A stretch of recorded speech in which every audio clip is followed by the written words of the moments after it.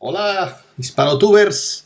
Aquí desde el confinamiento de la lucha contra virus os habla Algibán 007, agente secreto con licencia para contar la verdad histórica. Hoy vamos a hablar de otra leyenda negra novedosa. Leyenda negra número 2. La Reconquista, queridos hispanotubers, nunca existió. Ayer hablamos del virus de la hispanobobería, que es un virus que viene atacando este país desde hace muchos años y que se junta ahora con un virus biológico, ¿no? Esperemos que venzamos los dos, aprovechemos este periodo para vencer los dos. Hay algunos historiabobos que ahora han sacado a relucir una teoría muy curiosa. La Reconquista, señores y señoras, nunca habría existido.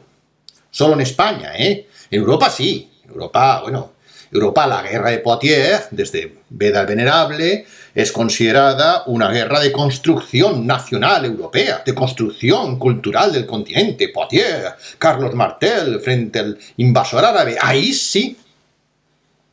Pero en España no. ¿Por qué? Estos sesudos y objetivos historiabobos aluden a dos grandes argumentos. Uno, el nombre.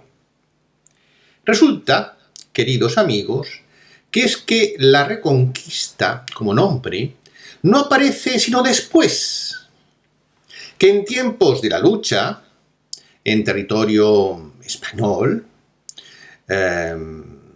sefarad, al-Ándalus, pero español, porque es el nombre que existía antes y que sigue existiendo hoy. Bueno, pues ese nombre Reconquista no aparecía. Esto les pone muy nerviosos. Aparecía recuperación. Recuperación. O sea, había un sentimiento que había que recuperar una tierra que alguien había invadido. Pero no Reconquista. ¿Cuánto si no existe el nombre Reconquista en tiempo de la Reconquista? Es que no ha existido la Reconquista. Es un argumento histórico, científico, biológico, muy sesudo, muy sesudo. Es tanto como decir que la Edad Media, señores, la Edad Media no ha existido. ¿Por qué? Porque nadie llamaba Edad Media cuando estaban viviendo la Edad Media. Luego, como nadie llamaba la Edad Media cuando estaban viviendo la Edad Media, pues resulta que la Edad Media, señores, no ha existido. Tampoco ha existido el hombre Atapuerca, ¿sabes? Porque cuando estaba el hombre Atapuerca vivo no se llamaba a sí mismo hombre Atapuerca. Luego realmente hoy no existe el hombre Atapuerca. Es una invención. Claro, cuando encontramos argumentos tan peregrinos, hay que sospechar que hay algo detrás. Nuevamente estas teorías vienen de fuera, pero también aquí algunos hispanobobos se hacen eco de ellas. ¿Por qué? Me dejo a la imaginación de los hispanotubers. Hay otro elemento, gran argumento, el tiempo. Claro, es que como duró 7 siglos, hombre, algo que dura 7 siglos, pues no puede llamarse Reconquista. ¿Por qué? ¿Por qué ha durado 7 siglos? ¿Y? Es como si ustedes, queridos amigos, en fin, encontramos a alguien que lleva casado 40 años y que se casó por un matrimonio de conveniencia o por otros motivos y que nunca realmente ha sido feliz con su pareja. Bueno, momentos sí, momentos no, pero tampoco demasiado. Pero ha durado 40 años. Señores, si ha durado 40 años, no tiene derecho a divorciarse. ¿Por qué? Porque ha durado 40 años. Si ha durado 40 años, hay que inferir de que ha durado 40 años que era enormemente feliz y quería mucho a su pareja. ¿Por qué? Porque ha durado 40 años. Es más, como ha durado 40 años, nunca fue soltero. No, ese periodo de soltería, eso es una invención. No fue nunca soltero. ¿Por qué? Porque ha estado 40 años casado. Este es el argumento que los historiabobos dan para decir que la Reconquista no fue tal, que duró mucho tiempo. Realmente, después de estos argumentos, bueno, hay otra cosa. Últimamente dicen que Don Pelayo no existió. Hay fuentes escritas desde hace siglos, está así conocido. Vayan ustedes a Asturias, vayan a Covadonga y pregunten si Don Pelayo no existió. Vayan a los pueblos alrededor, donde hay vestigios de aquella época, de su hija, de su hijo. Bien, podemos dudar de si la batalla de Covadonga fue enorme o fue pequeña, pero no cabe duda de que una batalla hubo. Podemos dudar de los motivos de esa batalla, si Don Pelayo era socio o no de los árabes, y si el motivo fue que se casó con una hermana suya, uno de los árabes de allí, o un tema fiscal. Pero la batalla existió. Y Don Pelayo también. Hay algunos que dicen que es un invento franquista. Como si España, antes de Franco, no existiera. La historia de Franco es como, viene a ser, en términos históricos, como, con todos los respetos, como el nacimiento de Cristo. Solo con una diferencia. Aquí, antes de Franco, no existió la historia. No existió España. Después de Franco, todo existió, pero mal, por culpa de Franco. Ese es un poco el análisis, gran rigor que plantean muchos historiadores. Por lo tanto, Don Pelayo no existió porque se lo inventó Franco. Como si antes no existiera en todas las fuentes, ¿no?, medievales y demás. Bueno, pero sin embargo, esto es curioso. Estos historiabobos dicen, en fin, no ponen pegas a, por ejemplo, a Robin Hood o a Ricardo Corazón de León. Robin Hood, perdonen, os voy a dar una mala noticia, no existió, no existió. Aunque claro, con tantas series y con tantas películas, hay mucha gente que sí cree que ha existido. Oye, por cierto, otra noticia que voy a daros, terrible, el rey Arturo tampoco existió. Es un símbolo de construcción nacional, de orgullo para los ingleses, pero no existió. Estos historiadores en este tema no les importa mucho. El tema de Ricardo Corazón de León, otro día entraré en él, porque es realmente sintomático de lo que ha ocurrido con el relato histórico en el mundo. Ricardo Corazón de León era un impresentable. Por cierto, que si en vez de ir a Jerusalén a pelear hubiera venido a España a ayudarnos, la reconquista hubiera durado menos. Ahora entraré en ese tema. Ricardo Corazón de León era un impresentable, era un pendenciero y un asesino de niños y mujeres. Me sorprende, ¿verdad? ¿Por qué? Por las que las fuentes históricas que ustedes tienen están hechas por series y películas. ¡Qué casualidad! Ricardo Corazón de León, cuando llega a Jerusalén, hace matar a 3.000 mujeres y niños delante de Saladino. Y de ahí viene, quizás, el odio árabe europeo. Pero nadie dice esto. A la vuelta fue secuestrado por piratas turcos, otomanos. Nadie quiso pagar en toda Europa el rescate. El bueno era Juan, su hermano, no él. Pero, curiosamente, Ricardo Corazón de León es un símbolo nacional de la construcción, no solo británica, sino el imaginario cristiano europeo. Probablemente no creía en nada. ¿Por qué? Porque así lo han vendido, así lo han construido. Entonces los historiabobos o hispanófobos que dicen que Don Pelayo no existió, al mismo tiempo no dicen nada de todo esto más.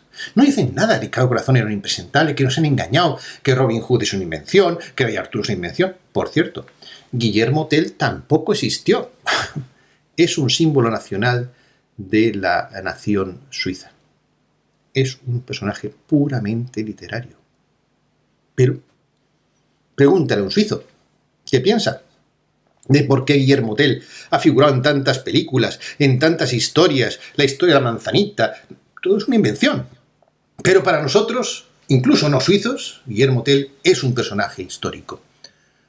Pero Don Pelayo, que sí existió, a este no tiene derecho al beneficio de la duda. ¿Por qué será, queridos hispanotubers? Quizás detrás de esta leyenda, de estos relatos absurdos, de estos bulos ridículos, de estas patrañas histéricas, se encuentra un motivo. ¿Qué se trata de decir? Señores y señoras, la reconquista no existió porque no pudo haber reconquista de algo que no existía antes. Es decir, detrás de toda esta historia tiene una intencionalidad política. Negar la existencia de España antes de los árabes. Pero, de nuevo lo tienen difícil. Miren ustedes. 7 siglos. Es verdad, aunque no toda España fue conquistada, porque el norte no fue conquistada. Asturias es España, el resto tierra conquistada. Bien, después de 7 siglos, y algunas aportaciones notables de los árabes que integramos en nuestra cultura, y es prueba Alfonso X y la Escuela de Traductores, las tres culturas. Bueno, ¿qué han dejado los árabes en nuestra cultura? 4.000 palabras. No está mal. 4.000 palabras, que es una buena herencia cultural.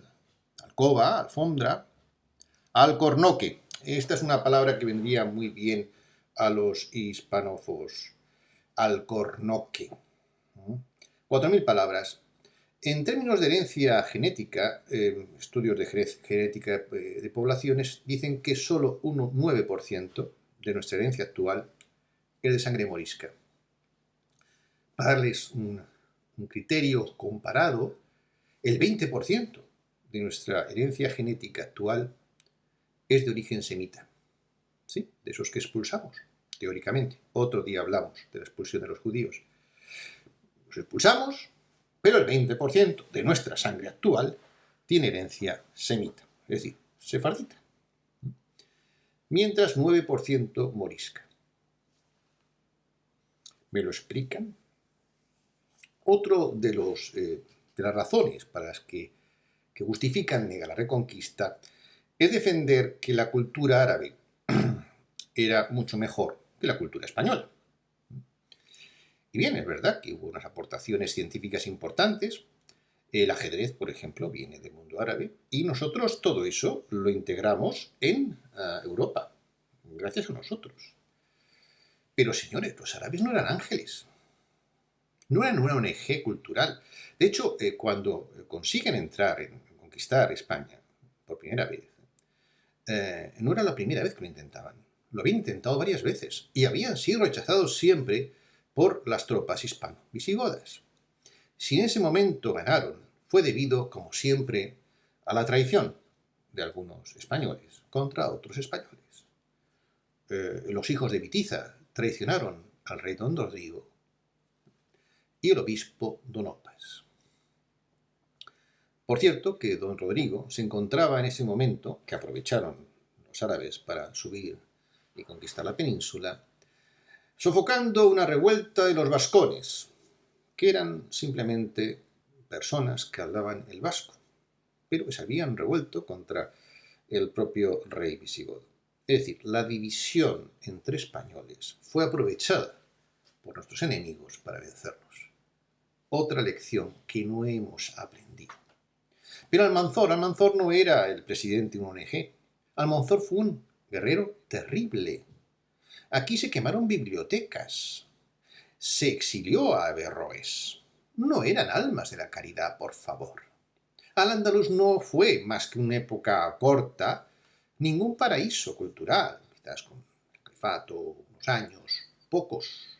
Fueron terribles. Es verdad que estuvieron mucho tiempo y que costó mucho tiempo recuperar nuestro territorio. Pero ¿saben cuál fue una de las razones por las que costó tanto tiempo? Aquí no vino nadie a ayudarnos. Nadie.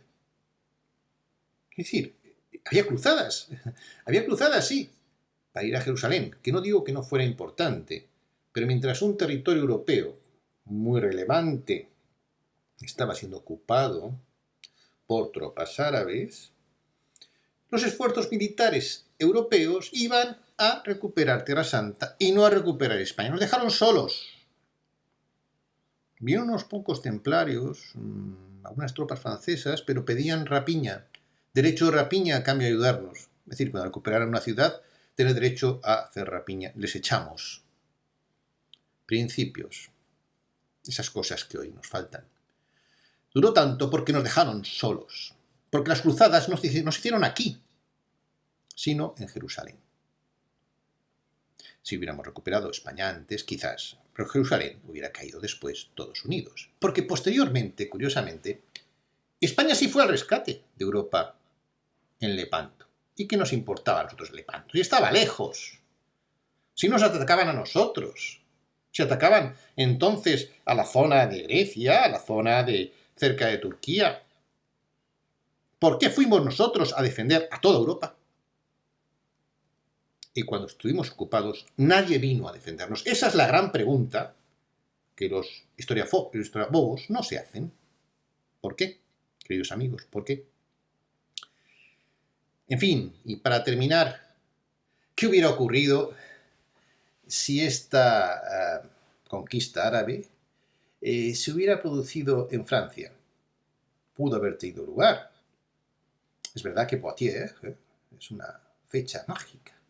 Las Navas de Tolosa, que es cuando nosotros volvemos, ya por fin echamos a los árabes de aquí, de Europa, esa no tiene importancia.